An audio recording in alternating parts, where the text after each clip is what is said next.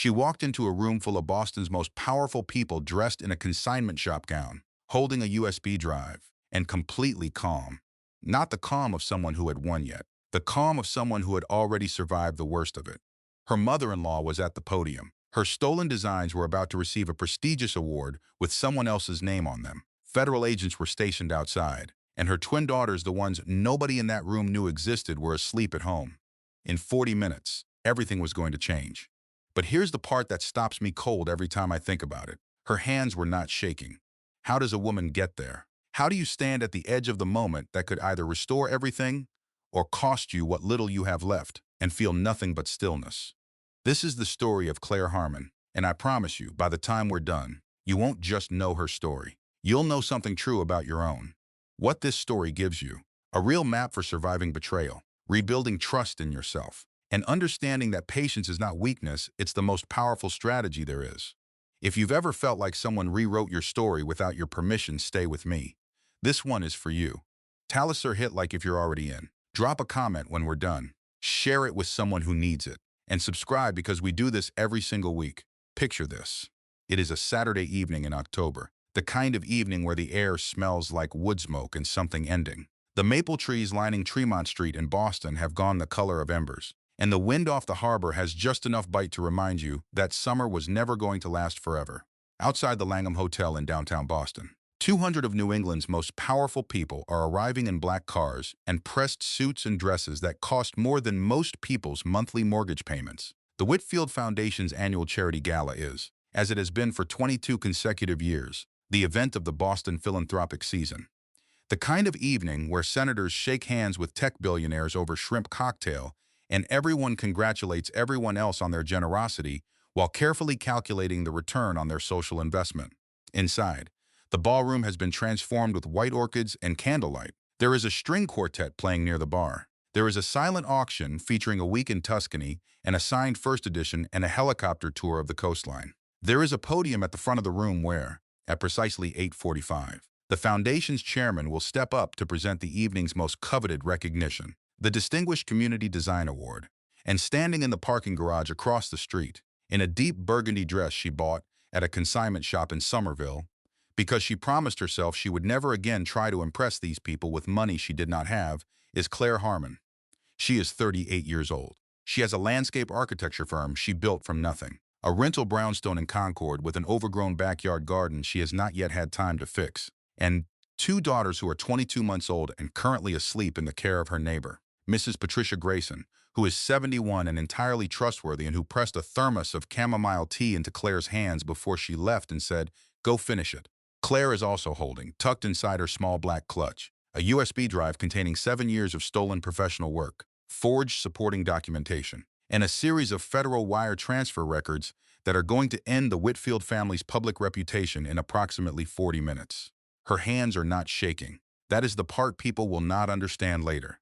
When this night becomes the story that gets told at dinner parties for years and eventually reaches people who were not there and will never fully grasp the texture of what it actually felt like, they will assume she was vibrating with rage, or trembling with nerves, or burning with the specific adrenaline of someone about to do something dramatic. She is not any of those things. She is calm in the way that water is calm after a very long storm. She is still in the way that people are still when they have been through so much movement that stillness itself becomes a kind of arrival.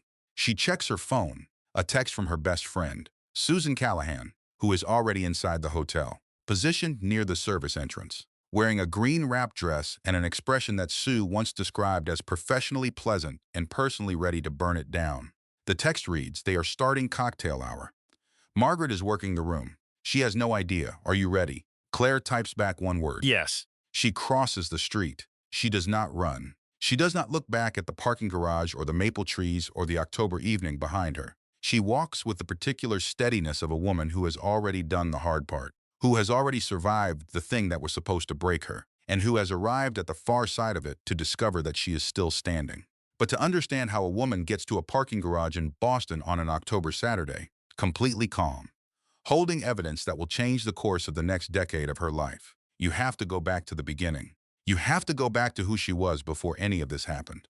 You have to go back to a girl with dirt under her fingernails and a deep, unshakable belief that the world was essentially fair, and that working hard enough and loving people honestly enough would be sufficient protection against the worst things life could hand you. She was wrong about that. But she was right about something more important, and it took her 7 years and more pain than I want to rush past to find out what it was. This is the story of how Claire Harmon lost nearly everything, discovered the true depth of what had been taken from her, and chose, against every instinct toward bitterness, to build something better than what she had before. Stay with me. This one matters. Claire Harmon grew up in Concord, Massachusetts, in a yellow Cape-style house on a street lined with old oak trees that dropped their leaves in great bronze drifts every October. Her father taught high school biology. Her mother, Anne, ran a small plant nursery out of their backyard called Harmon Green, which sold native perennials and heirloom tomato starts and had a loyal customer base of about 60 people who drove from as far as Lexington to buy Anne Harmon's plants, specifically because Anne had a gift for matching the right plant to the right soil and the right light. Claire grew up understanding plants the way other children understood people. She knew which ones needed shade and which ones burned for sun. She knew which ones looked fragile but had root systems that went 3 feet deep and could survive almost anything. She knew that the most beautiful gardens were not the ones that looked effortless, but the ones that had been tended through every season, including the ones that made you want to give up. She was accepted to the University of Massachusetts Amherst on a partial academic scholarship, studied landscape architecture, and graduated with distinction in a class of 62 students. She was not wealthy. She was not connected. She did not have a family name that opened doors in Boston or New York or anywhere else. What she had was talent, and she knew it in the quiet, unfussy way of people who do not need to announce what they are certain of. She met Susan Callahan in the first week of freshman year. They were assigned to the same dormitory floor, 2 rooms apart.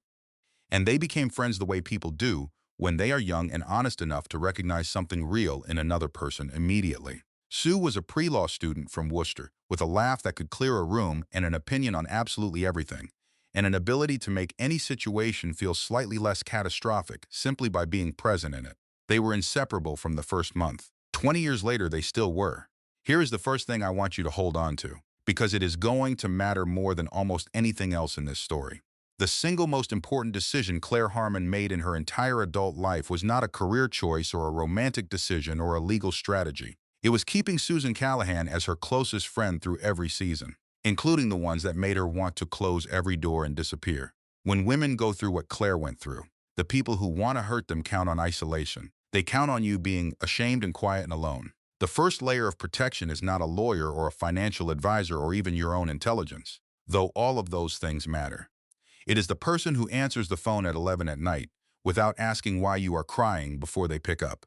If you have that person in your life, do not let ordinary distance or busy schedules or the subtle drift that happens between people in their 30s do what the hard times could not. Hold on to them. This is not a secondary point. This is the architecture of survival.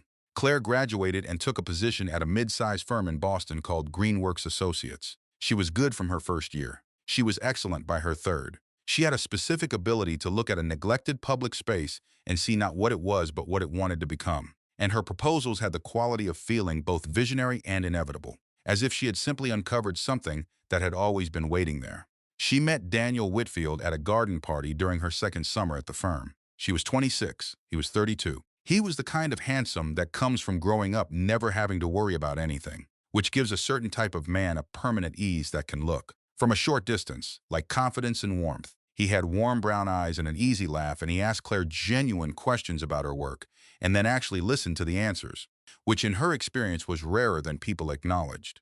Daniel came from the Whitfields of Boston, which meant he came from 4 generations of old New England money and a family foundation, and a name on 2 hospital wings, and a congressman somewhere in the family history. His mother, Margaret Whitfield, chaired the Whitfield Family Foundation, which donated to arts and environmental causes and through the annual charity gala and maintained the family's position in the social architecture of Greater Boston with the precision of a woman who had spent her entire adult life understanding exactly how these things worked. Claire should have paid more attention to the way Margaret looked at her at that first dinner at the Whitfield house in Beacon Hill, not with open hostility. Margaret was too careful and too polished for anything that direct. It was a look of assessment. The look of a person calculating the cost of something, weighing whether it was going to be a problem, filing information away for later use. She did not notice. She was 26 and falling in love with a man who brought her tulips without being asked and remembered the name of her mother's nursery and made her laugh at her own dinner table. Daniel proposed at Harmon Green Nursery on a Tuesday morning the following spring, on one knee in the middle of the perennial section with a simple oval diamond and an expression of such genuine nervousness that it made Claire love him more than she already did. She said yes and meant it with her whole self. They married the following September in a ceremony at a restored farmhouse in Lincoln that Claire designed herself, right down to the table arrangements. 600 dahlias in blush and cream in the palest possible gold. Her father walked her down the aisle. Her mother cried through the entire ceremony. Sue was her maid of honor and gave a toast that made everyone laugh and then, at the end, made half the room quietly tear up. It was a beautiful day. She still cannot look at dahlias without a feeling she does not have a single clean word for.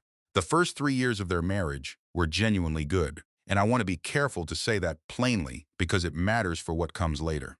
Daniel was not a villain from the beginning. He was a flawed man who had been loved by his family in the incomplete way that people who have been placed at the center of everything sometimes come to love others. He was capable of real warmth. He was also, in ways he had not yet examined, capable of choosing the path of least resistance when the alternative required courage. Those first 3 years. Claire did not see the second thing clearly. She saw the warmth, which was real, and she chose it. She was building her career in those years with the focused energy of someone who knows they have something worth building. She won a contract to redesign 3 public parks in Cambridge. She was shortlisted for a regional design award. She brought on her first 2 employees and moved into a small office in Kendall Square that she furnished almost entirely from estate sales because she wanted it to look like a real place rather than a startup. She was happy. They were happy. They were also, after 18 months of trying, starting to understand that having children was not going to be straightforward. They went to a specialist in the second year of trying. The diagnosis was what the doctor called unexplained infertility, both of them.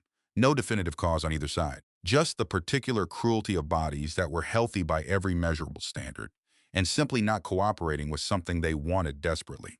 They did 3 rounds of a procedure called intrauterine insemination. All 3 failed, then they moved to in vitro fertilization. The first round of IVF was in the spring. It failed. Claire asked me to say something specific about this part of the story, because she felt it was important to say it without softening it. The injections were hard. The bloating and the hormonal swings and the way it colonized every corner of her thinking were hard. But the hardest thing was not any of those things.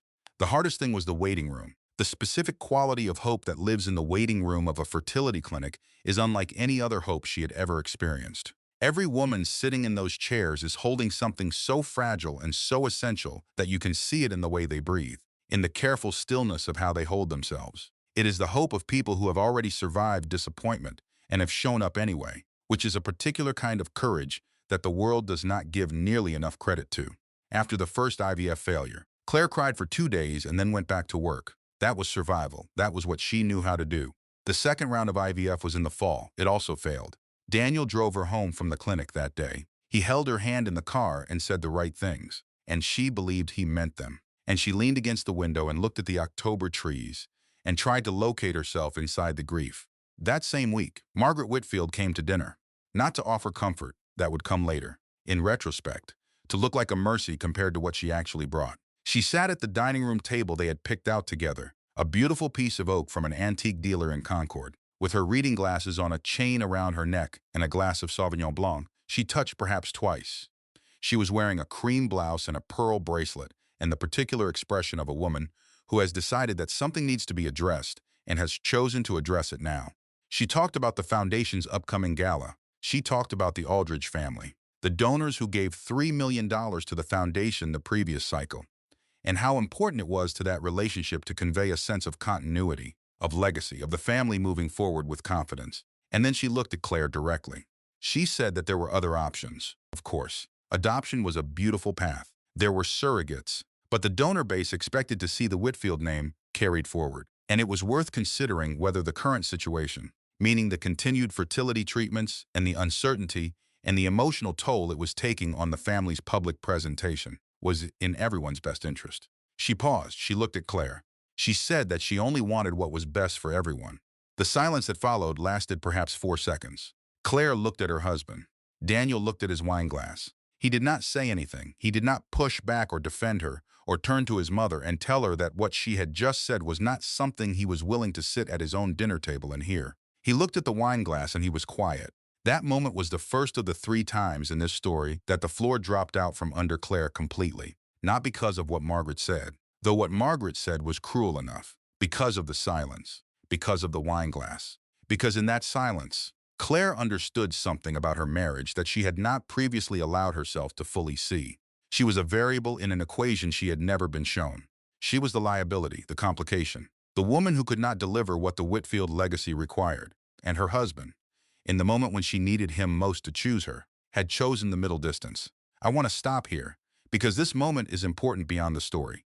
When someone you love goes quiet at exactly the moment their silence is a choice, that is information. We are taught to be generous with interpretation, to assume people will do better next time, to believe that love is enough to eventually bring someone to the place where they stand up for what is right. Sometimes that is true, but repeated silence in the face of your diminishment is not neutrality. It is participation. It is the choice to let it continue.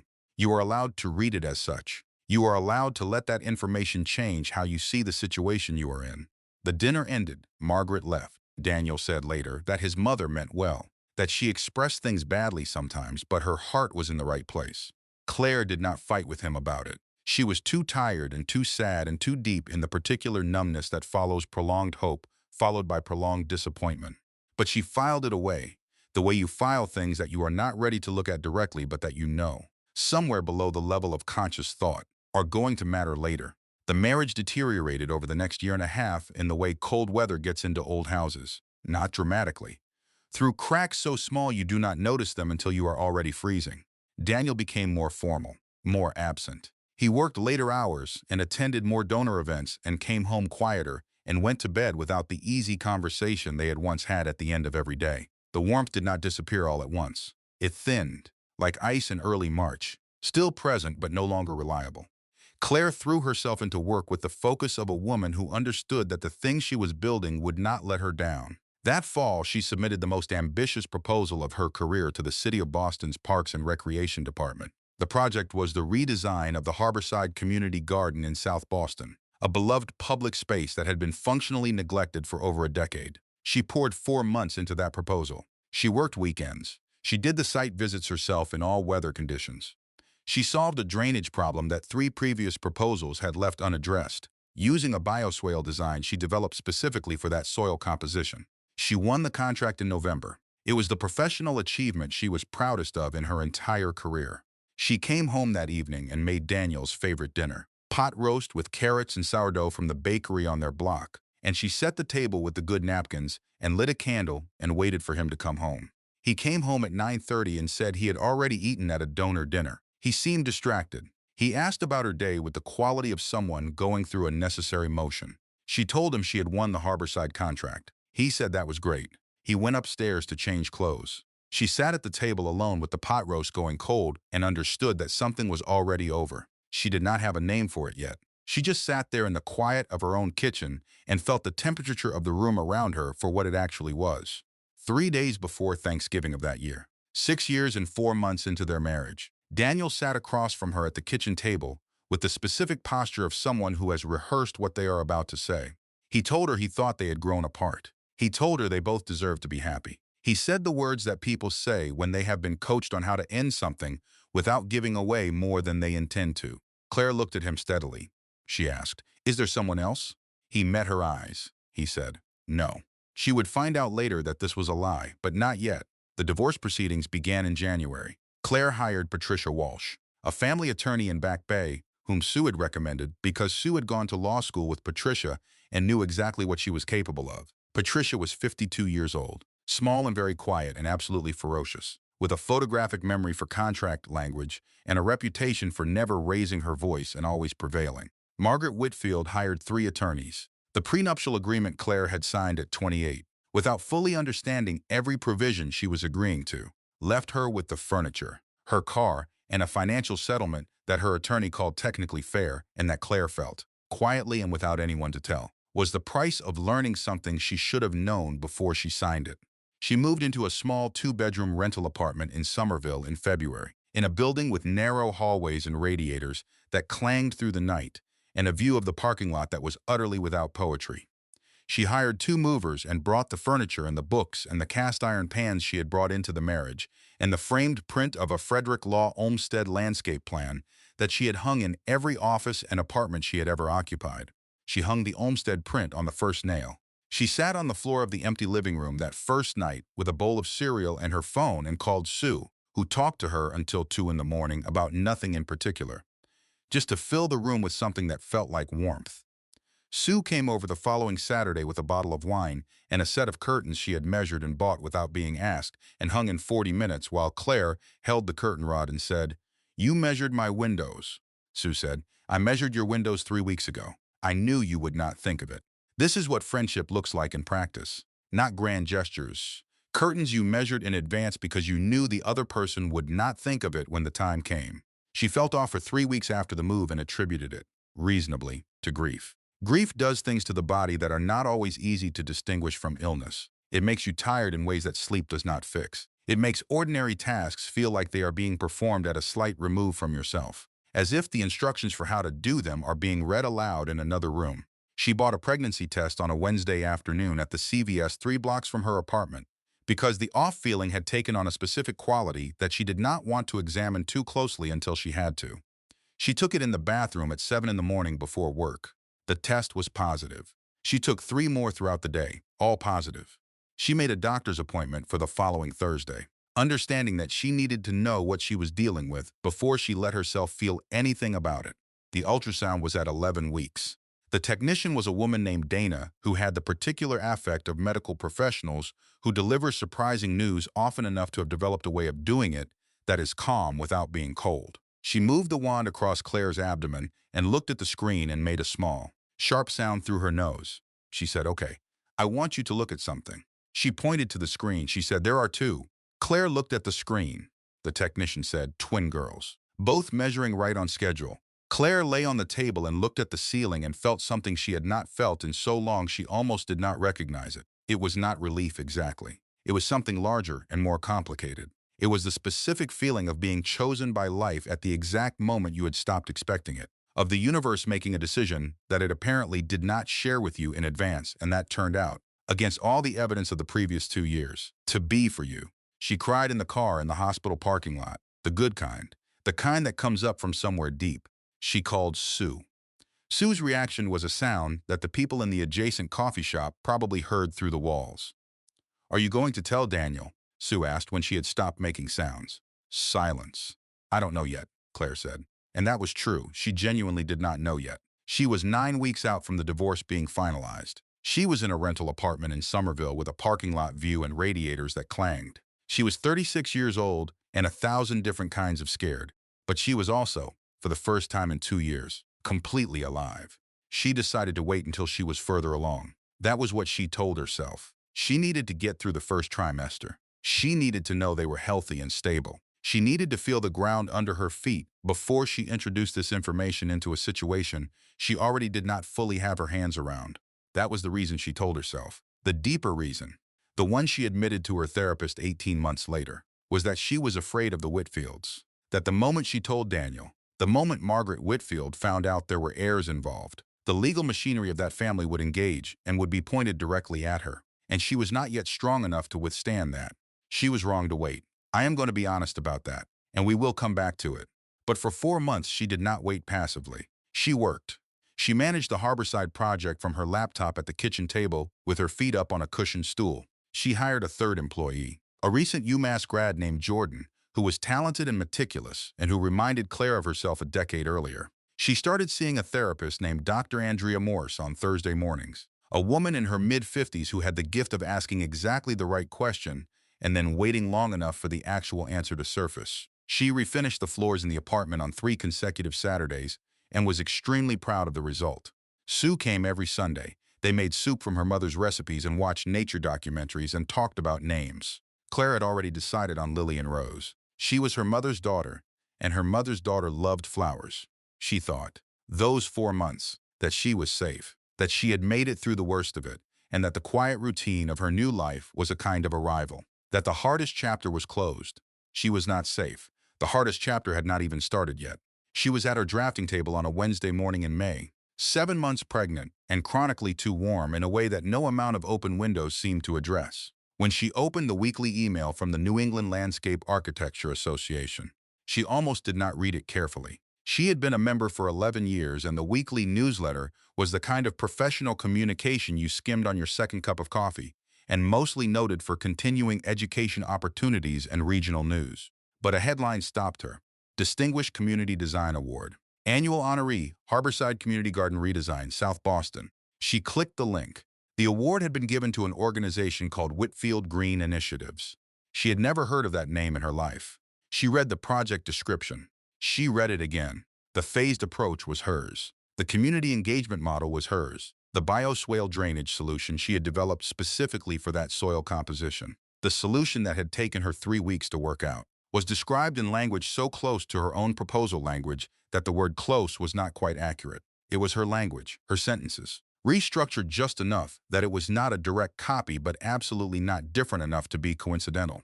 Her hands went cold. She pulled up her browser and searched for Whitfield Green Initiatives. Incorporated 11 months ago. Director of Operations, Patricia Hollister. An unknown name to Claire. A minimal web presence. An office address in Cambridge that she suspected, if she drove past it, would turn out to be a mail forwarding service.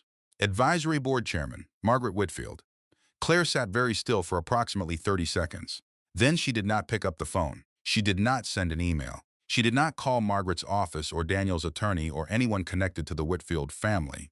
She opened a new folder on her hard drive and she labeled it Documentation. And she began. This is the second piece of practical advice I want to give you. And if you take nothing else from this story, take this. If you discover that someone has stolen your professional work, your designs, your writing, your research, your creative output, do not confront them first. The confrontation can come. The reckoning can come. But the first thing you do is document everything you can get your hands on, as quietly and as completely as possible. Every data draft, every version, every email with a timestamp, every file that proves the chronology of your creation. Because the moment the person who stole from you knows that you know, the documents start disappearing. The story starts changing. The narrative gets managed. Do not give them that warning. Build your file first. Claire built her file over the following 3 weeks. With Sue working every available legal database from her law firm's resources, they found 2 more. A coastal restoration design Claire had proposed to the city of Gloucester in the 4th year of her marriage, when the design was still in proposal form and had never been submitted under her name publicly. It had appeared, 6 months after she pitched it, in a grant application from a Whitfield-connected nonprofit. A school garden redesign in Newton from her 2nd year at Greenworks Associates. Before she had her own firm, she had developed it as a pro bono project. It had been submitted, with minor alterations, in a community foundation application 2 years later. 3 projects, 7 years of her professional work, all presented by organizations connected to Margaret Whitfield, all with her name removed and replaced with others. But that was not the worst of it. The worst of it was what Sue found on a Tuesday night at 10:30. Calling Claire from her office in a voice that was doing its best to be controlled and not entirely succeeding. "Claire," she said, "I need you to sit down." "I am sitting." All 3 projects were used to support federal environmental grant applications through the National Park Foundation and the EPA Community Development Fund. Claire waited. "Combined value," Sue said, "is approximately $1.2 million. Claire closed her eyes. "And on 2 of the 3 applications," Sue continued, "there is supporting documentation that lists you by name, not as the designer, as a paid consultant who had already received compensation for your contribution." The silence between them lasted a long moment. Claire said very quietly, "She used my name." "Yes." "On federal applications without my knowledge." "Yes." "Which means on paper I am listed as having accepted payment. For work you did not know existed." "Yes." "Sue, I know. She did not just steal my career history. She made me look complicit in federal grant fraud." Sue said nothing for a moment. "Then we are calling the FBI in the morning. This is the moment I need you to really be present for. Because it is the moment the architecture of what Margaret Whitfield had built became fully visible." Claire was 37 years old, 7.5 months pregnant, sitting in Sue's kitchen on a Thursday night at 11 o'clock, looking at a spreadsheet that demonstrated, in clear columns and documented figures, that the woman who had spent years making her feel like a liability had also managed, in her absence, to use her professional identity as cover for fraud.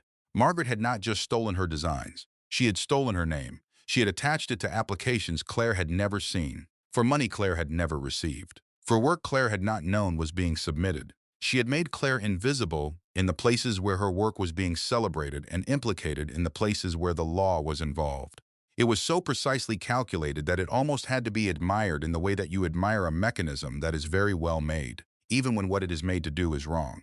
Claire put her head down on Sue's kitchen table and cried. Not the composed kind, the other kind. The kind that happens when you have held yourself together for months and months through divorce and uncertainty and single pregnancy and professional theft and the relentless forward motion of a life that keeps demanding things from you. And then you encounter something that is simply too large to absorb without breaking open. Sue rubbed her back and said nothing for a long time. She did not try to reframe it or find the silver lining or tell Claire it was going to be okay. She just sat there and let Claire be in the enormity of it, which is what people who love you well know how to do. Then she said, "We are going to call my contact at the FBI field office in the morning." Claire lifted her head. "You have a contact at the FBI field office?" "I have a contact everywhere," Sue said. "That is literally why you kept me."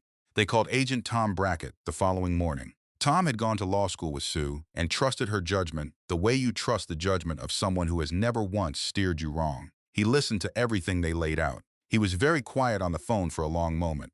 He told them to stop building their file, to stop making any moves, not to reach out to anyone connected to the Whitfield family or the foundation. "What do you mean, stop?" Claire asked. "I mean, we may have something on our end that is bigger than what you're describing." Brackett said carefully, "I need 48 hours. Don't touch anything." He called back in 42 hours and told them to stay patient. There was an active matter. He could not say more. He needed them to sit still and trust the process. That was the instruction. Trust the process and sit still. Claire went home that evening and could not sleep and lay in the dark of her apartment feeling the babies moving and looking at the ceiling and tried to locate something inside herself that felt like patience. She found it. Barely. She held onto it with both hands. 2 days later, she went into labor. 5 weeks early, at 6:15 in the morning, alone in her apartment. She called Sue, who was already in court. She called her mother, who was 45 minutes away. She did not panic. She had read everything she could find about early labor, and she knew that 5 weeks early was scary but survivable, and she had already called her doctor 3 days before and been told exactly what to do if this happened. She put her hospital bag, which had been packed for 3 weeks, next to the front door. Then she drove herself to Massachusetts General Hospital, which was 11 minutes away at 6:15 in the morning, and pulled into the emergency entrance and walked inside. Lily and Rose were born at 8:47 and 9:12 on a Thursday morning, 3 pounds 11 ounces and 3 pounds 14 ounces. They were tiny and red-faced and perfect in the way that only the very new are perfect, and they were immediately taken to the neonatal intensive care unit where they would spend the next 18 days. Claire discharged herself after 36 hours. She spent the next 2.5 weeks sleeping in a reclining chair between their incubators, waking to feed them, watching their oxygen monitors, learning the specific sound of their breathing in the particular stillness of the NICU at 3 in the morning. She did not tell Daniel. She told herself she was waiting until they were stable, but she knew. In the honest part of herself she took to Dr. Morse on Thursday mornings, that the real reason was fear. She was afraid that telling him meant telling Margaret, and she could not face the Whitfield legal machinery while her daughters were still in incubators, while their weight was still being measured in ounces. That was a mistake. I am telling you that directly, because Claire herself would tell you that directly. We will come back to it. The girls were strong. By day 12, Lily had gained half a pound. By day 15, Rose had reached 4 pounds 2 ounces. By day 18, they were stable and feeding and ready to come home. Claire's mother came to help her carry them out. The 3 of them stood in the discharge bay in the pale morning light, each holding 1 car seat. And Ann Harmon looked at her daughter and her granddaughters and said, simply, "All right, let's take them home." They drove to Somerville. They carried the girls up the narrow staircase. Ann went ahead to open the apartment door. Claire stepped onto the doormat. There was a manila envelope on her welcome mat. No return address, no postage, hand-delivered. She stood there holding Lily's car seat and looked at the envelope for a moment. Then she shifted the car seat to her left hand and picked it up. Inside was a printout from a Boston Society blog, the kind of publication that documents charity events and the social lives of old money families with breathless reverence. The headline, Whitfield Foundation names Claire Harmon Design Scholarship, a tribute to the Whitfield marriage. The article was warm and affectionate. It described how the foundation, in honor of Daniel Whitfield's recent divorce, was establishing a landscape design scholarship in Claire's name as a tribute to her contribution to the family during their time together. It included a quote from Margaret Whitfield describing Claire as someone who had brought beauty into the family during a difficult time, and whom they were honored to remember in this meaningful way. At the bottom, an announcement. Daniel Whitfield, who recently announced his engagement to Brooke Ashford, daughter of prominent tech investor Grant Ashford. Claire stood in her doorway. Lily was in the car seat in her left hand. Rose was in the car seat on the floor beside her. Her mother was inside, already in the kitchen, filling the kettle. She understood immediately what the scholarship was. It was a brand management instrument, a way of writing the narrative before anyone else could. It made Claire the gracious ex-wife being honored in her absence. It made Daniel the man moving nobly forward. It made Margaret the kind and magnanimous woman who thought of everyone. The story was closed. The picture was painted. The version of events was already out there. And Claire could do nothing. She could not respond publicly. Brackett had told her to stay silent. She could not fight the narrative without alerting the Whitfields that something was coming. She could not call Daniel because she had not yet told him about the girls. She was trapped in 4 directions simultaneously. She stood in her doorway with 2 premature daughters in their car seats and the sound of her mother filling the kettle in the kitchen. And she felt more completely powerless than she had at any other moment in her entire life. That was the 3rd time the floor dropped out from under her, the 3rd peak of despair, and it was the deepest one. She let herself feel it for exactly the length of time it took her mother to appear in the kitchen doorway and say, "Are you coming in? The kettle is on." Claire looked at her mother. She looked at Lily. She looked at Rose. She stepped inside and closed the door behind her. She was going to be patient, no matter how long it took, no matter what it cost her. She was going to hold what she had and wait for the right moment. There is a kind of strength that does not look like strength from the outside. It does not look like confrontation or dramatic action. It looks like a woman waking up in the morning and feeding her daughters and making coffee and opening her laptop and doing the work and then doing it again the next day. It is unglamorous and it is exhausting, and it is, in my view, the hardest and most underrated form of courage there is. Claire did it for 8 months. Agent Brackett called in February. The girls were 8 months old. They had discovered that knocking things off the edge of surfaces produced a consistently satisfying result, and were engaged in a systematic exploration of this principle. Claire's apartment was a cheerful disaster of board books and soft toys, and the general creative entropy of 2 infants who had recently become mobile. Brackett said they were ready to move. He needed her original design files, her dated drafts, her full email archive, submitted formally through proper channels. She would need to give a statement, quietly, through her attorney. She did all of it within the week, and then she called Patricia Walsh and asked her to arrange a meeting with Daniel. First, she sent him a letter, not an email, a physical letter, hand-delivered through Patricia's office, because she wanted no ambiguity about what she said and when she said it and what words she used. The letter told him about the girls. It included a photograph. It was one of the hardest things she had ever written. She went through 11 drafts. She did not ask for anything in the letter. She did not frame it as a demand or an accusation. She simply told him the truth about what had happened and included the photograph, and let him do whatever he was going to do with it.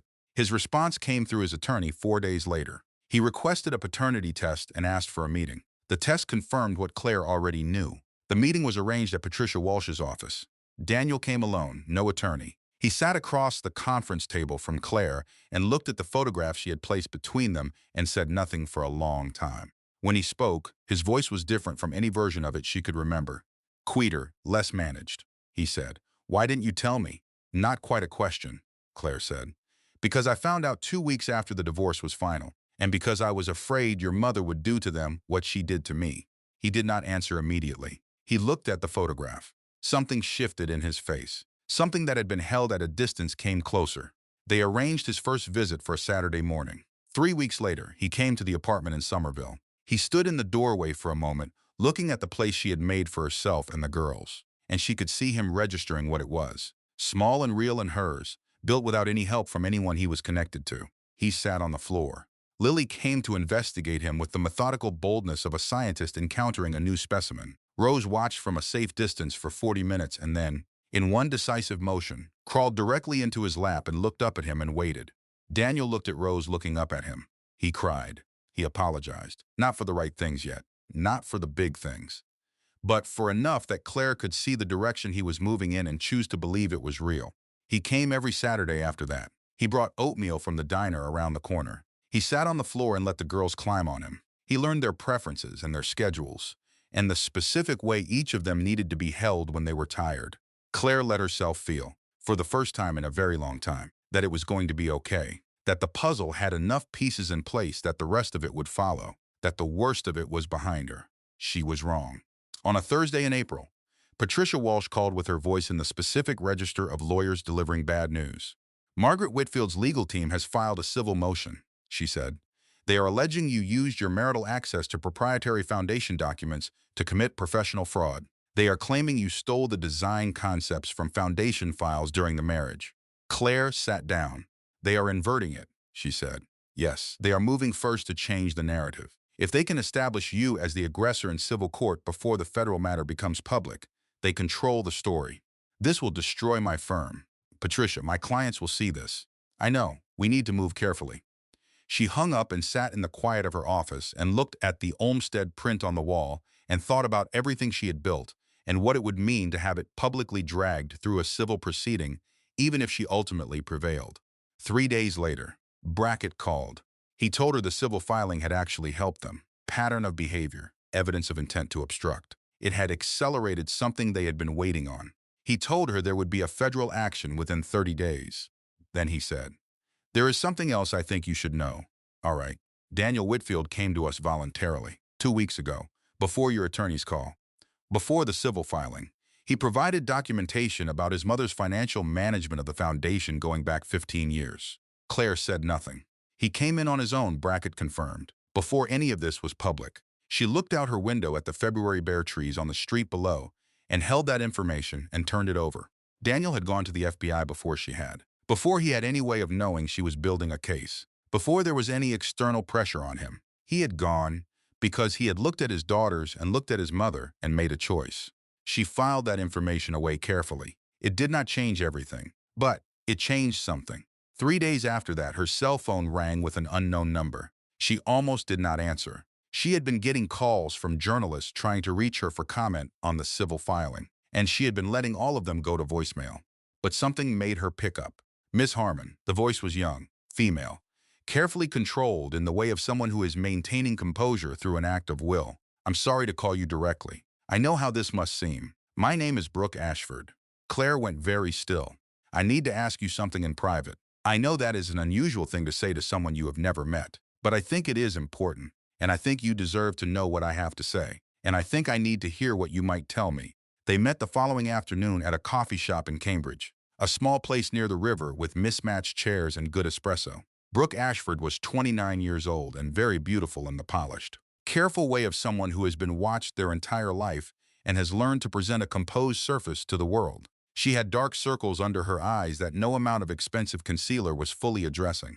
She sat down. She looked at Claire directly. She said, "When Daniel and I began discussing children, Margaret told me there was a hereditary condition affecting fertility on Daniel's side. She was very kind about it, very gentle.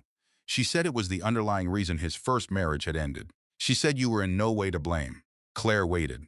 She implied strongly that having biological children would be very difficult for Daniel. She said the foundation had funded research into the condition. She said she was telling me because she wanted me to have all the information before we made any decisions about our future. Brooke. Yes. Daniel is the father of my daughters. We have a DNA confirmation from last summer. Brooke went completely still. We struggled to conceive for 2 years. Claire said carefully. It was unexplained infertility on both sides, but there was no hereditary condition, no genetic issue. He is the biological father of 2 healthy girls. She watched the understanding move across Brooke's face the way weather moves across open water. She could see the exact moment that every frightened question from the past several months rearranged itself into a new and terrible answer. Brooke said nothing for a long moment. Then, very quietly, she said, "I am 14 weeks pregnant." The room was very still. Claire looked at the woman across the table from her. This young woman who had been handed a false version of reality by the same person who had handed her one, who had been managed and controlled and kept in the dark by the same precise and calculating hand. She said, "There is no condition, Brooke. Whatever fear you have been carrying about this pregnancy, you can put it down." Brooke looked at her. Her eyes filled with tears. She was clearly fighting. "She told me different things," Brooke said slowly, "than what she told you. She told everyone something different." Claire said, "That is how it works. She gave each of us a different version of the truth and kept us separated so none of us could compare notes." Brooke sat with that for a long moment. Then she said, "What are you planning to do?" Claire told her about the file, about Brackett, about the timeline, about the gala which was 6 weeks away. Brooke listened to all of it. She did not look frightened. She looked like someone who has been afraid in a low-grade constant way for months and has just been told the name of the thing they were afraid of, which is paradoxically a relief. She said, "What can I do? I want to stop here, because this moment is important beyond the story it is part of. There is a form of control that operates through keeping people in separate rooms with different information. It happens in families and in workplaces and in relationships. The person at the center benefits from no one comparing notes. And it persists because we are trained to believe that the people who hurt us are too powerful to challenge, and that reaching out to the other people in their orbit would be awkward or unwanted or foolish." Brooke Ashford made a phone call that took an enormous amount of courage. She called the woman who had every reason to resent her and told her the truth about what she had been told, and asked to hear the truth in return. That single act, the willingness to break the compartment, changed everything. If you are ever in a situation where someone's control over you depends on keeping you isolated and uninformed, the most powerful thing you can do is find the other people in the room. Make the uncomfortable call. Have the awkward conversation. That conversation might be the most important one of your life. That night, Claire, Sue, and Brooke sat in Sue's living room in Cambridge with a bottle of wine. None of them touched and laid everything on the table. Three women who had been given different pieces of the same story, assembling it together for the first time. At 2 in the morning, Sue looked at both of them. "The gala is in 6 weeks," she said. "The preparation took 3 weeks. Brackett coordinated the legal elements. Patricia Walsh handled the civil defense and the documentation submission. Sue managed the logistics with the precision of someone who had spent 20 years understanding exactly how institutions work and where their seams are. Claire prepared her own piece of it. She gathered her original design files, organized chronologically, annotated in her own handwriting. She prepared a simple presentation, 7 slides, that demonstrated the timeline of creation for each of the 3 stolen projects. She prepared to deliver it in front of 200 people if necessary, and she practiced it until she could do it without her voice shaking. She also started taking long walks in the evening after the girls were asleep, pushing the stroller through the quiet streets of Somerville in the October dark. She used the time to think about who she was going to be after this, not what she was going to do or what was going to happen, who she was going to be. She had been someone's wife and someone's liability and someone's fraud victim and someone's cautionary tale. She had been the woman whose designs were stolen and whose name was used without her knowledge, and whose professional identity had been borrowed and diminished and returned to her in worse condition than she had offered it. She was going to be something else now. She was working on what that was. On the morning of the gala, she called her mother. Anne Harmon drove up from Concord and sat with Lily and Rose all afternoon while Claire got ready. Her mother watched her put on the burgundy dress and said, "You look like someone who already knows how the story ends." "I think I do," Claire said. "Good," Anne said, "then go end it." Sue was already at the hotel when Claire arrived, stationed near the service entrance in a green wrap dress with her phone in her hand, sending the text Claire received in the parking garage. "Are you ready?" "Yes." Claire crossed the street and walked to the service entrance, where a hotel manager named Jim, who had been cooperative since Tuesday when a federal agent had explained the situation to him, showed her to an anteroom off the main ballroom. She sat and waited and listened to the sounds of the gala through the wall, the music, the applause, the particular well-fed murmur of 200 wealthy people congratulating each other. At 8:30, she heard the program beginning, the opening remarks, the thank yous, the warm and rounded syllables of professional philanthropy. At 8:44, the hotel manager knocked softly on the anteroom door and said, "They're introducing the design award." Claire stood up. She smoothed the front of her dress. She picked up her clutch. She walked to the ballroom doors. Inside, Margaret Whitfield was at the podium. She was wearing a silver dress and had the bearing of a woman who had never once, in her adult life, doubted that she belonged exactly where she was. She was talking about legacy. She was talking about the foundation's commitment to honoring excellence in community design. She was building to the award presentation with the practiced rhythm of someone who had given this speech, or versions of it, many times. The doors opened. Claire walked in with Sue on her left and Brooke Ashford, visibly, unmistakably pregnant, on her right. The room did not erupt. It did something quieter and more damaging. It stilled. The way rooms still when something unexpected happens and everyone processes what they are seeing before they decide how to react. Margaret saw them from the podium. Claire watched her see them. Margaret Whitfield's composure was genuinely impressive. It held for 3 full seconds, which was long enough for her to make a calculation. Claire could see her make it. She could see her decide that she could manage this. That two women and a pregnant girl walking into her gala was nothing she had not faced a version of before. That she had the room and the microphone and 22 years of trust in this space. She smiled, wide and warm, and practiced. Claire, she said into the microphone, what a wonderful surprise. Please, come in. We were just about to honor your legacy in this community. The room relaxed, the ex-wife, coming to make peace. How gracious, how civilized. Thank you, Margaret, Claire said. She walked down the side of the room, steadily, without rushing, and climbed the 2 steps to the stage. She took the small HDMI adapter from her clutch. She plugged it into the podium's laptop, which was connected to the room's projection system. She inserted the USB drive. I would like to say a few words about this award, she said, if you will indulge me. On the screen behind her, her original Harborside design file, her file headers, her name, her dates in the document properties, her annotations in her own handwriting, her specific, individual solution to the drainage problem that had taken 3 weeks to work out. This is the Harborside Community Garden redesign, Claire said, her voice carrying clearly to the back of the room. I created it.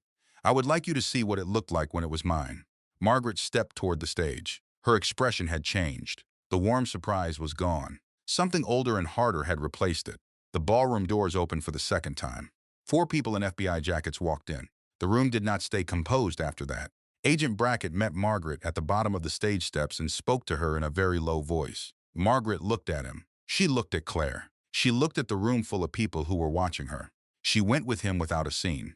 That, in the end, was the most Margaret Whitfield thing about the entire evening. Even in this moment, she managed herself. She walked out of her own gala with her back straight and her chin level, and she did not give anyone the satisfaction of watching her break. The room broke instead, into hushed, urgent conversation, into the sound of 200 people reaching simultaneously for their phones.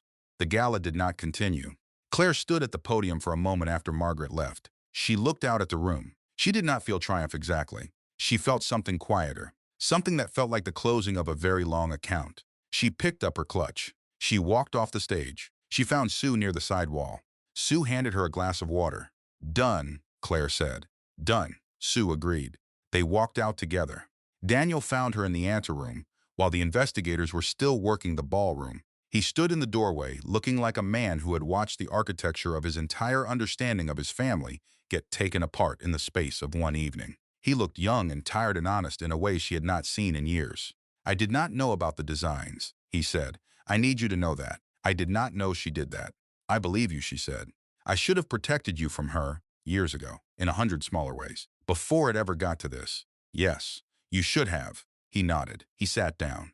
But you went to the FBI, she said, before you knew I was building a case. You did that on your own, without knowing what I was doing, without any external pressure. It was the right thing. It was, and I will not forget it. She looked at him for a moment. I would like to bring Lily and Rose to Thanksgiving at your father's house this year, if Edward is willing. He deserves to know his granddaughters, and they deserve a grandfather. Daniel looked at her with something careful and hopeful in his face. And you and me, he asked. We are their parents. She said simply, we are going to do that very well. But Daniel, I need you to understand that we are not going to be anything else. Not now, maybe not ever. I need you to accept that and mean it. He was quiet for a moment, then he nodded. Okay, he said, I mean it. She stood up. She picked up her clutch. There will be a lot to navigate in the coming months, she said. The investigation, the foundation, the civil matter, your engagement. He looked at the floor. Brooke deserves to hear from you tonight, Claire said. Not from the news, from you. I know. She is a good person. She was deceived the same way I was. Do not hold it against her. He looked up at that. She walked out through the side door into the October air. Sue was on the sidewalk with her coat over her arm, looking at her phone. Patricia Walsh says the civil filing will be withdrawn by morning, Sue said. Brackett's team notified their attorney 20 minutes ago. Good. You okay? Claire considered this for a moment, honestly. Yes, she said, I think I actually am. Sue looked at her. Then she burst out laughing. The same laugh that could clear a dorm room floor. Unchanged in 20 years. Only you, Sue said, would end a federal investigation and look like you are slightly bored by it. Claire laughed too. The releasing, full-body kind. The kind that has been waiting a long time to come out. I am not bored, she said. I am hungry. Let us get something to eat.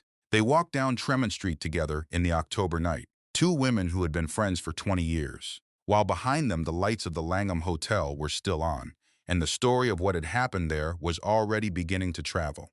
6 months later, April in Concord. Claire's backyard is in the early stages of being transformed. She has been working on it herself, weekends and early mornings, because after a decade of designing landscapes for other people, she has decided it is time to build one that belongs to her. There are raised beds going in along the south fence, native perennials along the east wall, a small garden bench near the old oak tree that was here when she bought the house and will likely outlast both her and the house itself. Lily and Rose are 2 years old. They are in the backyard now, engaged in a collaborative project involving the hose and a patch of bare earth that Claire had intended to seed with clover. She has made her peace with the fact that it will not be seeded with clover this year. Sue is on the back porch with her coffee and a brief she is reading for a case on Monday. She has been over every Sunday since the apartment in Somerville. She will probably be over every Sunday until one of them is too old to drive. Daniel comes on Saturday mornings. He brings oatmeal from the diner. He sits on the back steps and helps the girls with whatever project they are currently executing, which this morning has involved building a small city out of sticks, and then accidentally destroying it, and then spending 20 minutes discussing where the residents have gone. He is learning to be a father in the way people learn things they were never prepared for, imperfectly and then better and then, with a gradual naturalness that makes it hard to remember the beginning. He and Claire are not together. They are something more useful, a functional partnership in raising two people who deserve the best version of both their parents. It is harder to build than romance, and Claire thinks it is, in its way, more meaningful. Margaret Whitfield pleaded guilty in March to 2 counts of federal grant fraud and 1 count of conspiracy to commit wire fraud. She is serving her sentence at a minimum security facility in Connecticut. Claire chose not to attend the sentencing hearing. She submitted a written victim impact statement that took her 3 weeks to write. The judge later described it, in open court, as one of the most precisely articulated statements the court had received in 20 years. The civil suit against Claire was withdrawn the same week the federal matter became public. It disappeared as though it had never existed, which in the record of Claire's professional reputation, it essentially had not. The Harborside Community Garden Award was reissued, correctly attributed, to Claire Harmon, of Harmon Landscape Architecture, Concord, Massachusetts. It sits on a shelf in her home office between a photograph of the girls and a framed quote she has had for years, from Frederick Law Olmsted, the father of American landscape architecture, who understood better than almost anyone that the best spaces are not designed for a single moment, but for every season that follows. Her firm has 4 clients this year. One is a city contract she won on the strength of the Harborside project, finally credited to its author. She is not okay in the easy, uncomplicated way. She still sees Dr. Andrea Morse on Thursday mornings. She has days that are harder than others. She is not done being angry about what was taken from her. She does not think she will ever be entirely done with that, and she has decided that is acceptable. Some anger is appropriate. Some anger is the correct response to what actually happened. But she wakes up every morning in her house in Concord with its backyard becoming a garden, with her daughters asleep down the hall, with her best friend's number at the top of her recently called list, with her name on a shelf in her office correctly attached to the work she actually did. She is building something true. That is enough. That is actually everything. Before we close, I want to talk to you directly for a few minutes, because this story is about many things, but I think what it is most truly about is something we do not address honestly enough. It is about what happens when someone takes apart your reality piece by piece, and about how you find your way back to what is actually true. Margaret Whitfield did not just steal designs. She stole narratives. She decided what Daniel believed about Claire. She decided what Brooke believed about Daniel. She decided what 200 donors believed about where the credit for 3 years of community design work actually belonged. She was effective for so long because she understood something that most people do not fully recognize until it is happening to them. Controlling information is the most durable form of control there is. You do not need to lock a door to keep someone in a room. You just need to make sure they do not know about the other exits. When you are operating inside someone else's controlled version of reality, the disorientation you feel is not a sign that you are weak or confused or losing your mind. It is the completely rational response to being told, repeatedly and by someone with authority over your life, that what you know to be true is not true. Your instincts are not failing you. You are being managed. There is a difference. The way back is documentation and community. Documentation because reality does not change its story to accommodate someone's narrative needs. A dated file does not care what someone wishes it said. A timestamp does not adjust itself to fit the version of events that is more convenient. And community. Because every manipulation in this story was sustained by isolation. Margaret's control depended entirely on no one comparing notes. The moment Brooke Ashford picked up the phone and called Claire, the whole structure started to come down. That is not a coincidence. That is the mechanism by which these things end. The second thing, Claire made mistakes in this story. I told you the truth about them as we went, and I want to name them plainly now. She waited too long to tell Daniel about the twins. Fear made that decision for her. Her fear was completely understandable and completely insufficient as a justification for a choice that cost something real, both to Daniel and to the timeline of events. Being wrong does not make you incapable of making wrong choices. Having good reasons for a decision does not mean the decision was right. Part of genuinely healing after someone has tried to take your life apart is being willing, with your therapist or your best friend or in the quiet of your own honest thinking, to look at the ways you let fear drive you when courage was called for. Not to punish yourself, not to hand anything back to the people who hurt you, but to know yourself clearly enough that you make better choices the next time fear shows up in the room with you. Claire did that work on Thursday mornings in Dr. Morse's office. It is a significant part of why she was able to walk into the Langham Hotel on an October evening with her hands as not shaking. The third thing, the resolution of this story is not a romantic relationship. I want to say that plainly, because I think we tell women too often that the measure of a story's happy ending is whether or not a man comes back. Daniel becomes a good father. He makes real amends. He took the hardest possible version of accountability, walking into a federal office voluntarily, without knowing whether it would cost him everything. Because it was the right thing to do. That matters, and Claire knows it matters. But her happy ending is a house in Concord with a garden she is building herself. It is two daughters who know they are loved completely. It is a best friend on the back porch with coffee every Sunday. It is her name on a shelf correctly attached to the work that actually belongs to her. That is the ending. That is the whole point. The romance, if it ever comes for Claire, is a chapter she has not started yet. She is not waiting for it. She is not afraid of it. She is simply not in a hurry for something that will or will not arrive in its own time. There is a life to be fully lived in the meantime. She is living it. The fourth and final thing, patience is not passivity. I need to be clear about that. Because this story might look from a distance like Claire simply waited, and eventually things corrected themselves. They did not correct themselves. She documented for months while pregnant and then postpartum. She coordinated with federal investigators. She built a case in conditions of enormous personal difficulty over nearly a year. She endured public humiliation without responding. She had the conversation with Brooke Ashford that she absolutely did not have to have, and that changed everything. She prepared a presentation for 200 people and delivered it without her voice shaking. That is not waiting. That is the most active and intentional and strategic work a person can do. Patience is not the absence of action. Patience is the wisdom to act at the right moment, in the right manner, with the right preparation, rather than acting before you are ready and giving the people who want to diminish you the opportunity to watch you fail. She was never stuck. She was always building. And if you ever find yourself holding something you cannot yet use, in a room that feels like it has no exits, in a season that seems like it is never going to change, I hope you remember that. You are not stuck. You are building. Hold what is true. Document what matters. Call the people who love you and let them sit with you until you are ready. And when the moment comes, and it will come, walk out of that parking garage. Steady.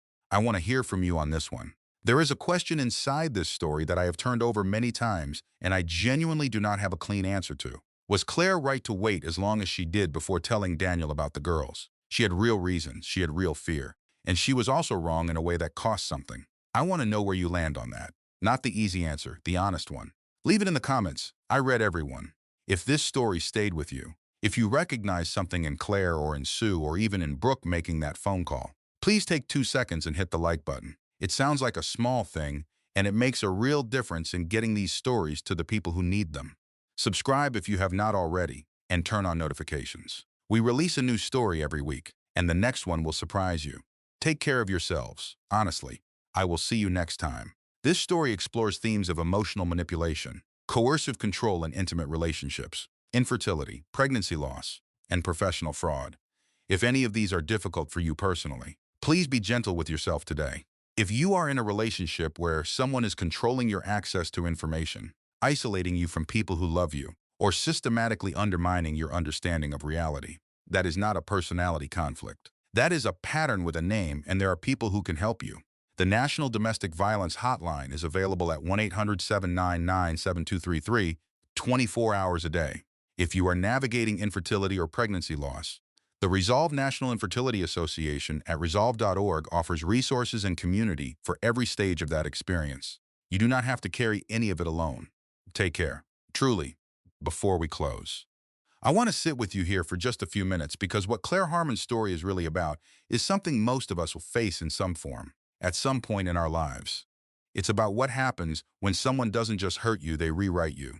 They take your name, your work, your credibility, and your narrative, and they hand it back to the world in a shape you no longer recognize. And the cruelest part is this: while they're doing it, they make sure you look like the problem. Margaret Whitfield didn't just steal 3 design projects. She stole years. She stole credit. She stole Claire's professional identity. And then in the most calculated move of all, she attached Claire's name to federal fraud, making her invisible where she deserved recognition, and visible only where she could be implicated. That is not a villain from fiction. That is a pattern that exists in real families, real workplaces, real relationships. And the reason it works, the reason it worked for 7 years, is that it depended entirely on one thing: isolation. No one comparing notes, no one connecting the dots. Every person in the picture receiving a slightly different version of the truth. The moment Brooke Ashford picked up the phone and called the woman she had every reason to resent that single, uncomfortable, courageous act, the entire structure began to fall. That is the first lesson I want you to carry out of here today. The people who control you through information depend on you staying in separate rooms. The most radical thing you can do is open a door, make the awkward call, and say, "Here is what I was told. What were you told?" It feels impossible. It feels vulnerable. It is also, frequently, the thing that changes everything. The second lesson is about documentation. Claire's instinct when she discovered her work had been stolen was not to confront. It was to build, quietly, methodically, dated files, time-stamped emails, annotated drafts, a paper trail that reality could not contradict, no matter how many people preferred a different version of events. If someone is rewriting your story, your first move is not to argue, it is to document. Because the truth doesn't adjust itself to fit a more convenient narrative. It just waits in the file with a timestamp. The third lesson, and this is the one I think about most, is about patience. Not passive waiting, not silence born of fear, but the active, intentional, strategic decision to not act before you are ready. Claire endured public humiliation. She let a false scholarship be named after her. She held her case while her daughters were in incubators. And then, when the moment was right, she walked into that ballroom. Steady, prepared, completely calm. Patience is not the absence of action. It is the wisdom to act at the right moment, with the right preparation. The people who want to diminish you are counting on you acting too early, on fear making the decision for you. Don't give them that. And the fourth lesson, perhaps the most personal one: your story does not require a romantic resolution to be complete. Claire's ending is a garden she is building with her own hands. 2 daughters who know they are loved. A best friend on the back porch every Sunday. And her name finally, correctly on the shelf beside her work. That is a whole life. That is a full and meaningful story. If you are somewhere in the middle of your own version of this, if you are the woman in the parking garage, holding something you cannot yet use, in a season that feels like it will never change, I want to say this to you as clearly as I know how. You are not stuck. You are building. Hold what is true. Document what matters. Call the person who answers the phone at 11 at night without asking why. And when the moment comes, and it will come, walk forward. Steady. This content was researched, developed, and manually edited by our team, crafted with care to bring you stories that carry real meaning, real lessons, and real value. Because we believe that the right story, told honestly, can change the way someone sees their own life. Thank you for being here.